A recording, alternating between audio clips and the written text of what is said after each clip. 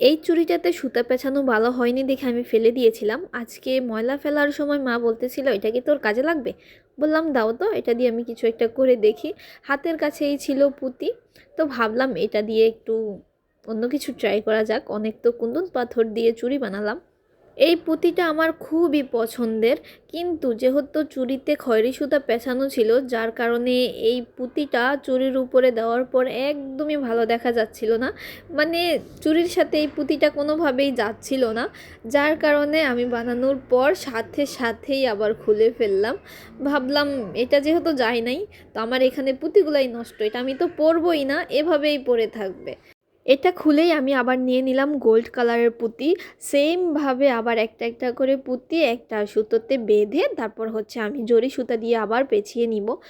জরি সুতা পেঁচিয়ে আমার চুড়িটা কমপ্লিট করার পর এখন আমার মনে হচ্ছে যে খয়েরি কালার সুতার উপরে গোল্ড কালার পুঁতিটা যাচ্ছে।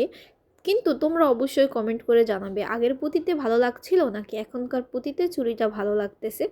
তো তোমরা কমেন্ট করো, তোমাদের মতামত আমি জানতে চাই। আজকে পর্যন্তই, আল্লাহ হাফেজ।